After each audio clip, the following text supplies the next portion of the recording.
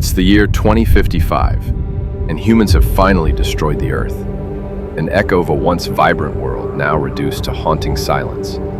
The skies, once a brilliant blue, are choked with ash and smoke. Once bustling cities lie in ruins, and nature fights for survival amid the ravaged remnants. Trees twisted and blackened, wildlife either extinct or struggling in a wasteland of their former habitats. But amidst the despair, a flicker of hope emerges from the ashes. A small group of survivors, the last stewards of what remains, band together to uncover the truth behind the cataclysm that unfolded. They carry with them secrets that could either redeem the Earth or seal its fate forever. We lost everything. But not hope. We will rebuild together. Join us on this harrowing journey through the desolation in this season of Echoes of Tomorrow. What will we learn from the mistakes of our past? And can we find a path back to salvation?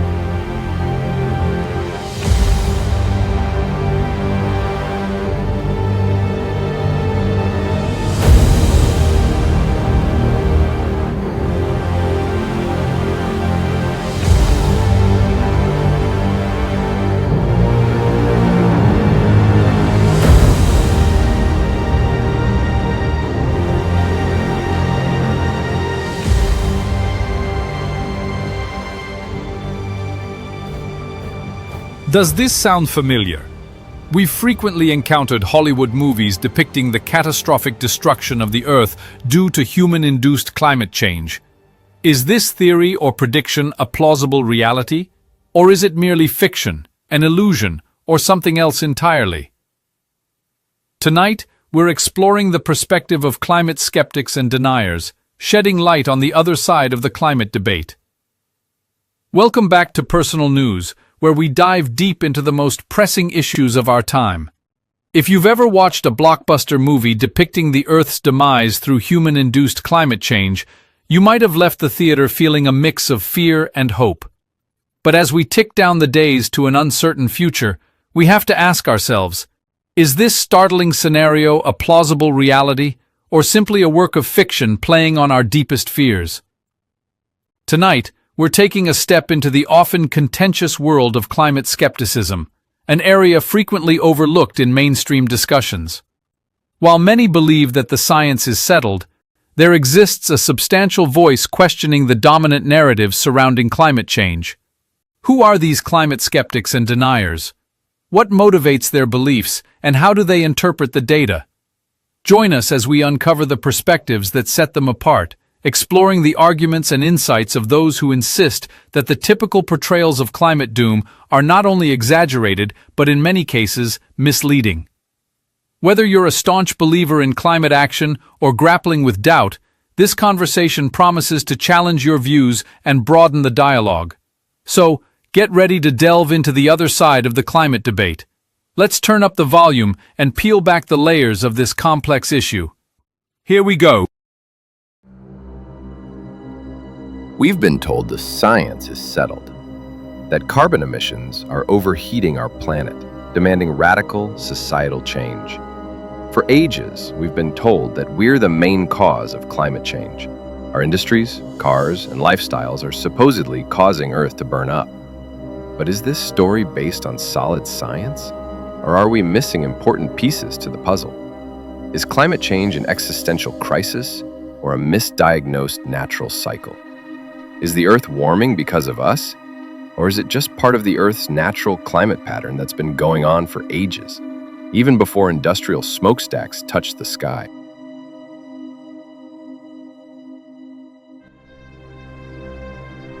Before we delve into the scientific aspects, let's establish the context for this debate. If you're not a Christian, this section might be frustrating or offensive to you since you adhere to a hard scientific approach. Please bear with us. If you prefer to skip it, feel free to do so. In the beginning of the Bible, God created the heavens, the earth, and everything on it, including humans. After creating everything, God looked at it and declared, "It is very good." This Creator, who possesses foresight, anticipated the future. He foresaw the day when there would be 8, 9, or even 10 billion humans inhabiting this earth. There would be various business, manufacturing, and industrial activities, as well as numerous human endeavors. Interestingly, this same God, as revealed in his Bible, also prophesies the eventual end of the world. Therefore, he possesses knowledge of the end from the very beginning. The existence of human life on Earth hinges on a remarkable and precisely calibrated set of conditions, often referred to as fine-tuning. This delicate balance encompasses the precise alignment of physical constants, the initial conditions of the universe, and the unique characteristics of our planet. All these factors appear to be exquisitely tuned to support life as we know it. The formation of atoms, molecules, stars, and galaxies, the building blocks of life, is made possible by the crucial roles of gravity, electromagnetism, and the strong and weak nuclear forces. The constants that make life possible are very precise, like the electron charge, gravitational constant, and cosmological constant. They must fall within very narrow ranges for life to be possible. If the gravitational constant were slightly stronger, stars would burn out too quickly, while if it were weaker, stars wouldn't form at all. The initial conditions of the universe, established at creation, are crucial for the subsequent formation of galaxies, stars, and planets. These conditions include the expansion rate and the distribution of matter. Earth's perfect distance from the Sun makes it the only place we know of where liquid water, the key ingredient for life, can exist on our planet. The composition of Earth's atmosphere, particularly the right balance of gases like oxygen and nitrogen, is crucial for respiration and safeguarding against harmful radiation. Earth's magnetic field shields us from the harmful effects of solar radiation. Earth's moon stabilizes the planet's tilt, thereby influencing the seasons and tides. The perfect fine-tuning of the universe for life is irrefutable evidence for a creator or intelligent designer. In essence, the fine balance of physical constants, initial conditions, and planetary features needed for human life highlights the remarkable circumstances that allow us to exist. According to the World Economic Forum, approximately 14.6% of the Earth's land surface is directly used by humans for various purposes, such as agriculture, urban development, and infrastructure. The remaining land area is either too remote, ecologically unsuitable, or not significantly impacted by human activities. This means that 85.5% of Earth's land surface is not directly used or inhabited by humans. Approximately 29% of the Earth's surface is land, while the remaining 71% is covered by water. It means that only 14.6% of the total land area of 29% is directly used by humans for various purposes. So, we utilize 14.6% of the Earth's dry land, which constitutes 29% of the entire planet. The majority of the Earth's surface consists of uninhabitable areas, such as deserts, mountains, and vast oceans. Climate scientists refer to the greenhouse effect as the explanation for global warming. How exactly does a greenhouse function? This is a simplified version of the explanation. Greenhouses work by trapping solar radiation, or sunlight, and converting it into heat. This process creates a warmer environment than the outside temperature. Transparent materials like glass or plastic are used to allow sunlight in, while preventing the heat from escaping. Sunlight, a mixture of different wavelengths, enters the greenhouse through its transparent walls and roof. When sunlight strikes the surfaces within the greenhouse, such as plants and soil, it is absorbed and transformed into infrared radiation, which is essentially heat. Heat trapping occurs when infrared radiation, with its longer wavelengths, struggles to escape through transparent materials, unlike visible light with shorter wavelengths. This phenomenon, known as the greenhouse effect, traps heat within, causing the air to warm up. Controlled environments, such as greenhouses, trap heat, creating a warmer and more stable atmosphere than the outside. This allows plants to thrive even in colder temperatures, Greenhouses also help control humidity by trapping moisture. They can be ventilated to prevent overheating and excess humidity, ensuring optimal growing conditions. Greenhouses provide protection from harsh weather, pests, and other environmental factors beyond temperature and humidity control. Like a greenhouse, Earth was created by God as a protected, controlled environment to ensure optimal living conditions, so it's not going to blow up. To significantly impact global warming, humans must increase their population by at least 4 to 5 times and occupy at least upwards of 70% of the entire dry land. Carbon dioxide is a crucial nutrient for plants, facilitating photosynthesis and fostering growth. Beyond its role in plant life, CO2 finds numerous industrial applications, including food and medicine production, fire suppression, and refrigeration. Moreover, CO2 can serve as a feedstock for the synthesis of chemicals and fuels, potentially reducing our dependence on fossil fuels. As human beings, we must remember that our knowledge of creation and the universe is limited. Despite our best scientists and minds, who have been studying since the universe's creation, they have only understood approximately 5% of it. If any of us were to score 5% in any test or exam, it would be considered a complete failure. What are our roles as humans? God, the creator of this universe, said in the Bible, Genesis chapter 1, verse 26, "Then God said, 'Let us make man in our image, according to our likeness. Let them have dominion over the fish of the sea, over the birds of the air, and over the cattle, over all the earth, and over every creeping thing that creeps on the earth.'" 27, "So God created man in his own image. In the image of God he created him. Male and female he created them." 28, "Then God blessed them. And God said to them, 'Be fruitful and multiply. Fill the earth and subdue it. Have dominion over the fish of the sea, over the birds of the air, and over every living thing that moves on the earth.'" As stewards, our primary responsibility is to nurture and protect God's creation. Maintaining a clean physical environment is essential for both our health and the planet's well-being.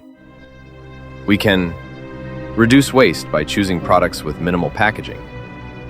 Reuse items when possible, such as glass jars for storage. Recycle materials like paper, glass, plastic, and metals according to local guidelines. Start a compost bin for organic waste, such as fruit and vegetable scraps, coffee grounds, and yard waste. This reduces landfill waste and produces nutrient-rich compost for gardening. Use reusable bags, containers, and water bottles to cut down on single-use plastics. Choose biodegradable or environmentally friendly cleaning products. Participate in or organize local cleanup events in parks, beaches, or streets to help remove litter and raise awareness about pollution. Educate yourself on how to dispose of hazardous materials, such as batteries, paints, and electronics, properly by using designated collection sites.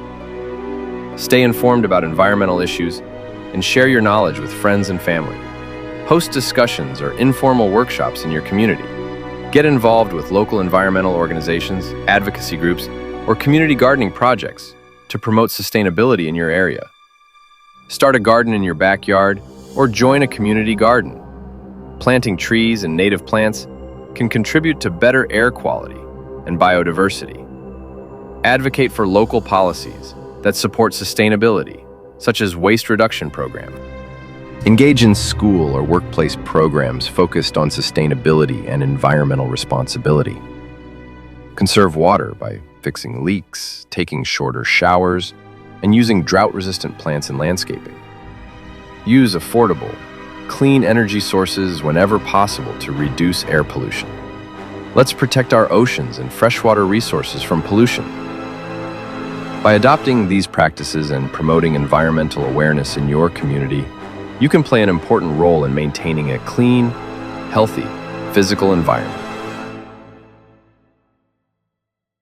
The UN's IPCC says humans are the main cause of global warming since 1950. But some people say Earth's climate has always changed. The big question is, how much warming is caused by humans? Climate experts argue that carbon dioxide traps heat, They say human emissions since 1850 match the fastest natural CO2 rise in 66 million years. But today's rise is 200 times faster. But skeptics say that just because two things happen together doesn't mean one causes the other.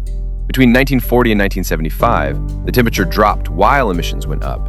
If carbon dioxide causes warming, why did the temperature drop? Back in the day, before we had fossil fuels, Greenland's Vikings were farming where glaciers are now. Then, the Little Ice Age froze London's Thames River.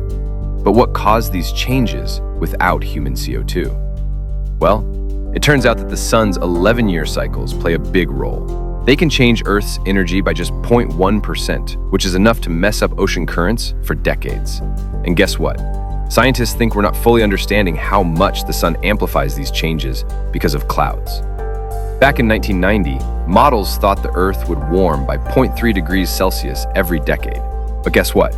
It actually warmed by 0.2 degrees Celsius. Why did they overestimate? Well, the models thought carbon dioxide was the main reason for climate change. But they didn't see the slowdown in warming between 2000 and 2014. Because of this, the Intergovernmental Panel on Climate Change, IPCC, had to lower their estimate of how sensitive the climate is to carbon dioxide by 40% in 2021. Did you know that a whopping 90% of weather stations in the US don't follow NOAA's rules for where they should be placed? They're often near air conditioners, asphalt, or buildings. This might be messing up the record. And guess what? Cities have warmer weather than the countryside, even though the rural data is being adjusted up to match the city data. So, it's like we're blowing up the trends. Back in 1998, a super El Niño caused global temperatures to skyrocket. But skeptics argue that similar ocean cycles might be responsible for the recent warming trend.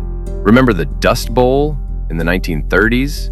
That was caused by the Atlantic Multidecadal Oscillation, AMO. Well, guess what? The AMO is at its peak right now, and it's coinciding with the warmest period we've seen in the past decade. Is it just a coincidence, or is there something more to it?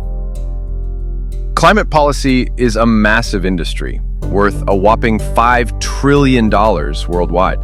Climate skeptics argue that this crisis narrative is just a way to redistribute wealth and control energy sources. If Europe sticks to net zero policies, it could be spending a whopping $1 trillion every year by 2050. Germany has invested a whopping 600 billion euros in renewables, but guess what? They still burn lignite. Meanwhile, China is building coal plants every week while lecturing the West about climate change. And here's the kicker. Many climate investors are only willing to fund projects that make them money, not necessarily those that are good for the planet. Are disasters getting worse? The IPCC says they're not sure if most extreme events are caused by climate change. In fact, global hurricane energy is at its lowest level in 40 years, and the area burned by US wildfires peaked way back in 1930. Why are disaster costs going up? Well, it's because more people live in dangerous areas, not because storms are getting stronger. Science is all about humility. There's no such thing as 100% certainty in science. The climate system is super complicated, and we don't know everything about CO2.